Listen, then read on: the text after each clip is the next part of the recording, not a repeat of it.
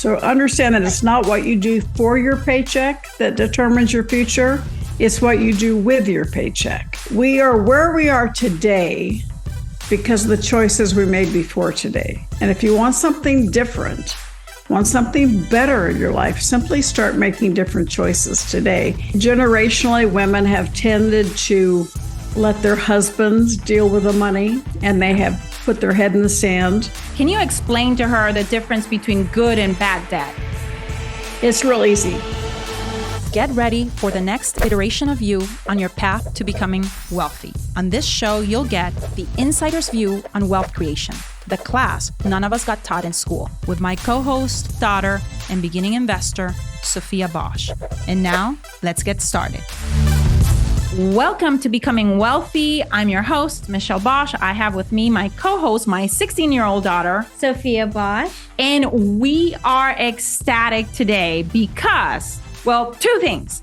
We are number 49 in the charts under the business category or entrepreneurship category. Yeah. And 157 under the business category of all podcasts. And considering there's thousands and thousands of podcasts out there, a mom and daughter duo talking about wealth and truly redefining wealth. We are so excited. And the number two reason why we're just over the moon is that we have an amazing trailblazer with us today. We have a lady by the name of Sharon Lechter. I'm sure you guys know her. She is pretty much the foremost expert out there, internationally known for financial literacy. She has been an advisor to 2 U.S. presidents. She is the co-author of the Rich Dad, Poor Dad book. Also, I think a series of almost 14 books that you also were a part of. She's also been a part of re-energizing the Napoleon Hill Foundation with books there. She launched, I think in 2021, a book about Exit Rich, I think.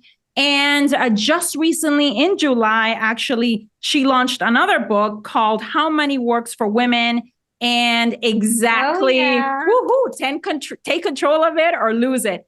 Sharon, welcome to Becoming Wealthy. Thank you so much for being here. Thank you so much, Michelle. I'm delighted to be with you and Sophia. Thank you. Thank you very much for being here with us. I know Sophia, was, going through the bio and we were discussing before you got here. And she's like, wow, financial literacy. What exactly is that? And then you had a few questions for her. Yeah.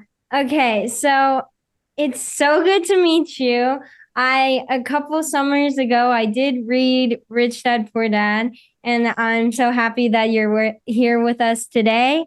So I know that you're a financial or literacy expert. And from that point of view, what are the 3 most important terms or concepts that I would need to know for my young adulthood? What are the 3 most important? Well, most of us start off with a job. So understand that it's not what you do for your paycheck that determines your future. It's what you do with your paycheck. Mm-hmm. And that question is, with every dollar you get, you can spend it and say goodbye to it, or you can save, invest in assets. So the second concept is understanding the power of assets. Mm-hmm. Assets are sexy. Buy, build, or create assets that make money for you because they become like employees. Mm-hmm. And they continue generating income for you. And the third thing, if you want to be financially free, it comes when the income from those assets exceeds your monthly expenses. And we're not teaching that to children in school. We're teaching children to exchange time for money. Right. And the problem with that is there's only so many hours a day and so many days in the week. So we need to invest our time in buying, building, creating income-producing assets. Work smarter, not harder. Yeah, work smarter, not harder. And you have been, firsthand a witness of, how mom and dad have done that, which is using real estate assets. Basically, we invest in large multifamily, and Sophia sometimes comes along and, visits the properties with us, does due diligence. Or, when we're in the process of purchasing, or once we have purchased them, she is with us in, picking materials when we're trying to, uplift sometimes, the exterior of a property. And that means like that the paint colors or whatever. And that means that we basically do the work once, and we are then providing a home, for families that call, those apartments their home. And then every month, we collect, what do we collect? Rent. We collect rent. And that's what Sharon is referring to, as cash flowing assets for sure. But I loved what you said at the beginning, Sharon, because even as I, meet with many women today, we just had a big event in Tampa, Florida. We had over 250 people there, over 100 women at the event. And so many of them came up to me and said, what you just described right now, that my career and that my financial category, that those are two different categories of my life, is mind-blowing to me. I was never explained that. I always equated my career with how my financial, standing would be in life. And now I can see that I can go and pursue the things that I love to do, and also take care of my finances, whether through real estate or any other, type of cash flowing asset. So I wanted to ask you, what is the most valuable lesson that you have learned about money, considering what we just talked about, but as in order to grow it? Yeah. Well, it's called momentum. A lot of people hold on to their money, or they put in a savings account and it doesn't grow. In fact, with the inflation rate we have, you're losing money by doing that. And so not only do you want to buy, build or create income producing assets, you want to make sure your money is always in motion in the right direction. And that you take benefit of the tax laws that can help you reduce the taxes at the end of the year. And so it's always look at how you can grow your wealth. And so it's not just enough to learn how to make it. You need to learn how to keep it, and you need to learn how to invest it. Yeah, how to basically have each dollar go, and to war for you and bring more dollars back home. That's how we think of it. At least in our family, my husband is originally from Germany, and every time we go there, there's all of these castles, with moats. And I always tell Sophia, think about the castle and the moat as LLCs, limited liability companies, which she just opened one because she began just investing right now in land. She's wholesaling deals. She has about 5 properties under contract worth about $50,000 in profits. And I'm like, we want to start an LLC to put all those properties that you're going to be wholesaling. And that's active income, Sophia. But eventually you will have realized $50,000 in profits. And what do I do with it? And what are you going to do with it? Ideally, we want to invest it, but we want to protect it, using an entity with a moat. Yeah, just like the castles are being protected in Germany with a moat. So is there a specific moment in your life that defined who you are? Did you just wake up one day and decided, I'm going to become an accountant and I'm going to become the foremost financial expert, in financial literacy? How did that come about? Since this is all about becoming, Well, I became an accountant because that's where my passion was. I love numbers and I didn't want to become a teacher. So I went into accounting. But it was in December of 1992 when my oldest son went off to college and got into credit card debt. We didn't even know he had a credit card. He got to the college campus and he was met with tables like free pizza, free money, free t-shirt, free money. And boy, did he have a good time his first semester in college. But then it wasn't so free. The money wasn't so free. And so at Christmas time, he came home and he was in credit card debt, and he asked us to bail him out. And we said no. We made him work it off and pay it on his own, and then repair his credit score. But that was December of 1992, and that's when I dedicated the rest of my career to financial literacy and financial education, helping people understand the things that they can do to improve their financial situation. Yeah, absolutely. Which is for Sophia, I mean, this is closer than you think. We're already actually in a couple weeks touring, starting to tour colleges, and she will be coming across a similar situation, in a couple of years' time, where she's going to be offered, like you said, on campuses. I don't know if that has changed, but Still It has changed. yeah. When I was on the President's Advisory Council, we passed the Credit Card Act of 2009, and in that act, it prohibits credit card companies from soliciting college students on campus or within 1,000 feet of campus activities. And so I'm very proud of that. I can't take credit for the bill, but I can take credit for being a very squeaky wheel. But it doesn't mean that you don't get solicitations. But now the credit card companies want you to show that you have the ability to pay it or you have a cosigner. But on campus, those solicitation booths are no longer there. Yeah. Okay. Yeah.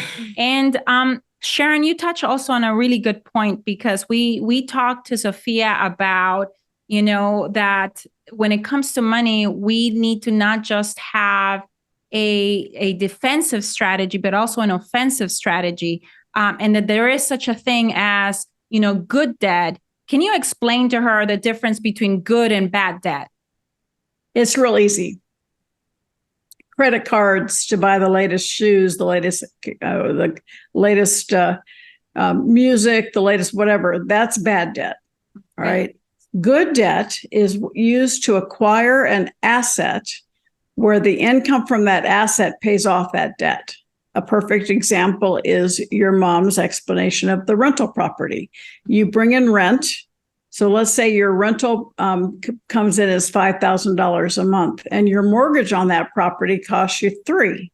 All the other expenses are $500. So you have $5,000 in income and $3,500 in expenses. You have a positive cash flow of $1,500 every month.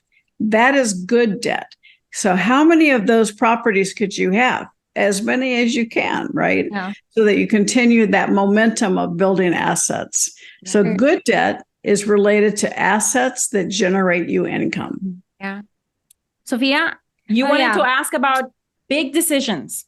Like we said earlier, we're touring college campuses. She's got big decisions. So go ahead. So sometimes I'm afraid of making some big decisions coming up, like whether I want to go to college, what college I want to go to, or what I want to be my primary career, I guess, what I want to do. I'd like to know what has been the most difficult decision you have had to make, and and the risk you had to take, and also what helped you make that decision. Well, number one, just be open to the possibilities. I do talk about in the book, How Money Works for Women. I highlight women from every decade of life, from 19 to 86. And Zoe is the one that's 19, and she's looking at colleges, trying to figure out college debt, what her options are. So we go through that in detail. So I'd recommend that you read that chapter on How Money Works for Women. But I think all of us, we have big decisions, and the number one is to educate yourself. Right. And it's really, for me, is the biggest decision I ever had was out of grief. I lost my son 11 and a half years ago. And so I almost retired, and I made the decision to play big again, to get back out there and start doing what I do best. And that's at helping people find financial education. Right. But it was a really difficult decision for me because I wanted to just hide away in grief. And so every aspect of our life, every chapter of our life, we are where we are today because of the choices we made before today. And if you want something different, want something better in your life, simply start making different choices today and be open to the possibility. Because when we're sad, when we're grieving, when we're depressed, we look down. It's like we have blinders on, and we miss the opportunities that are right there. So look up and be open to the possibilities around you. That's such a great piece of advice right Thank there, you. Because when you have an open mind and an open heart, things do show up. But if you have shut those two things down, it's hard to step into a new iteration of you and to almost magnetize those opportunities, into your universe. Yeah. So, Sharon, I mean, in terms of family values. What in your family do you value most, and you have made a point of transferring that to the next generation? Because at this point, maybe you even have grandkids now. Yeah, I do. We have 4. Yes. Right here. My biggest fans call me grandma right there. I know. I saw that. I saw that. I love that. Well, family is everything. I mean, that's why we do what we do. I want to make an impact on the world. My dad used to ask me every night, Sharon, have you added value to someone's life today? And I still ask myself that. So I still want to make sure that I am adding value to other people's lives. But most importantly, is at the end of the day, friends come and go, businesses come and go, finances come and go, but your family is there. And so my company is Pay Your Family First. It's like, understand what you want as a goal, as a family, and work together to achieve it. Because you work really hard to build wealth, but if you don't train your children how to preserve it and how to keep it, it's going to be gone in that generation. Yeah. And so it's really important that you make entrepreneurship is really wonderful because you can include your kids and they learn along with you. And so family is everything to me. So I can't even answer the question, because without family, everything else would be meaningless. Absolutely. Totally agree. And we keep telling Sophia, that usually hard times make strong people, and strong people make easy times. Both Jack and I are first generation immigrants into the US. And so we've had some hard times, we've had to have faith in the small, early on in our career, some 22 years ago. And so that she can now stand on our shoulders, because I always think, as my daughter, my ceiling is my daughter's floor, but that what good would it be to transfer, wealth to her without transferring? I don't know how to manage it. Without transferring basically the values, the knowledge, the know-how, the skill set that actually created those assets, so that she can not just maintain, but ideally, like I said, stand on my shoulders and continue growing it. So thank you for mentioning it, because it's not the same to hear it from mom than to hear it from the foremost expert on financial literacy. So thank you. That's why I created a board game called Thrive Time for Teens. You should get it, Sophia. Yes. And it's not that expensive, but it really teaches young people that the importance of the choices they make, both how they spend their money, but also how they spend their time. And I built a lot of humor into it. So there's you get a card. You're either going, every decision you make either drives you to success or to failure. And the issue is understanding that you are in control of the choices. We are in control of our thoughts, our words, our actions. So one card, for instance, is you go to a party at a friend's house, their parents are not home, and the cops come. Well, obviously that's not a good thing. And so you have consequences and you go down on the playbook. But those are the kinds of choices that kids make. And when they learn in a very safe environment with play money, what good choices do and what bad choices do, it makes them more prepared for the world they face. Oh my God, you better believe they're going to be all over that board game for sure. Family game night? Yeah, family game night coming for sure. Now, what project are you currently working on that you're excited about? I know you just launched this book in July. I'm assuming that you're promoting it. We're on the height. I've had 3 interviews today on the book. This is definitely my current project, because it is, of my 28 books, this one has the most hands-on advice. We literally it's designed to be for color, so it's easy to read, it's easy to understand, and it gives you the opportunity to look at all stages of life.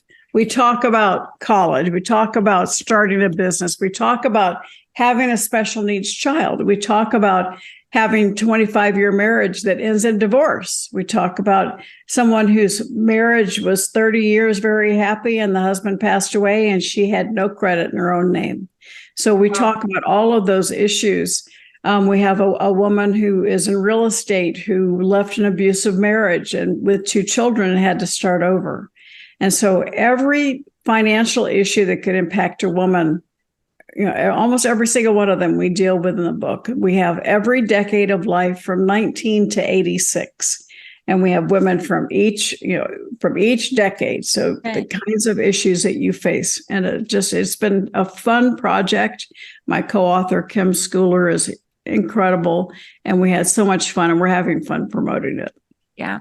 So Sharon, I mean, you have had the opportunity to basically be a mentor to both men and women. So how different is it for women, in terms of, dealing with money than it is for men? Or how does money work differently for women? Well, there's lots of answers to that question. And most importantly, generationally, women have tended to let their husbands deal with the money, and they have put their head in the sand and hope that it would go away.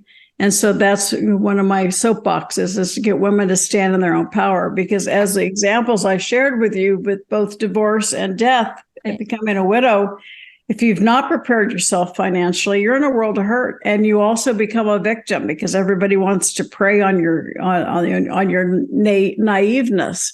Yeah. And so women need to stand in their own power and understand money, and understand not only how to make it, but how to keep it invested. Even if you're happily married, you still have your own credit rating, and your husband may pass away suddenly, and you are not prepared.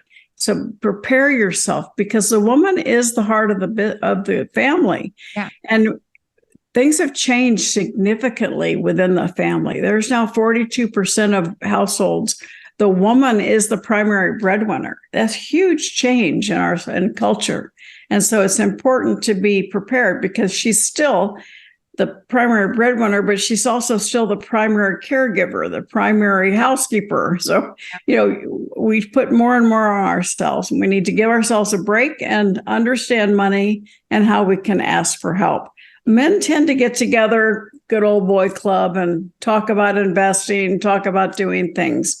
Women need to start doing that. We need to seek out other women to learn together. Yeah, absolutely. We actually have a Facebook community called Becoming Wealthy to create and build exactly just a community. Yeah, just that. Now, you mentioned this stat, and I read something similar, I think, from UBS about, a big percentage of women right now becoming breadwinners. But yet, when it comes to big financial decisions, deferring still the financial decision to the husband. Like, what do you think is, why is that happening? Aren't we feeling confident because we're making the money? Like, what do you think is missing? Why are people still asking for permission instead of perspective? Well, I think, and I have no stats to back this, but I just think from my own personal experience, I think along with women becoming the primary breadwinner, because of such a change in the social dynamic, there's a little bit of success guilt. And so that success guilt with the husband not making as much wants to bestow on him the opportunity to participate and make financial decisions. And I think with time, that's going to get easier and easier. But women still need that. They still lack that self-confidence. We still don't have the network of support that men do. And that's what we're trying to change with this book, with organizations like yours, to give women the strength of contact, the strength of association. I have the personal success equation that I released in the book, 3 Feet from Gold. And we talk about your passion and your talent. That's all about you. That's what school teaches you. But true success comes from times a power of association. Who's around you? Who's on your team? Do you have people on your team who are strong where you are weak? Times A, taking action. How many times do we know what we're supposed to do? We just don't do it. And then plus F, faith, having faith in yourself, having faith in what you're doing, and having faith that you will succeed. And usually when it comes to women, we don't have the right people around us, and we don't have that confidence. And they go hand in hand. That's why I do one-on-one mentoring. Find somebody that you can trust, that has been there, done that can help you get to the next level financially. And you can go to personalsuccessequation.com and get a free download ebook that will help you walk through your personal success equation. Yeah, that's awesome. As you were speaking and with what you're building with your book right now, it dawned on me that you probably know these women, well, the 19-year-old, the one that was, married for 30. In your journey of becoming a wealthy woman, Sharon, how have you viewed relationships? Like, what do they mean to you? Well, it's very similar to family. I mean, money makes things messy sometimes. Yeah. Money in a family where people are not financially educated, you end up having greed and jealousy. Relationships with friends. And when you start off, if you think about the cash flow quadrant,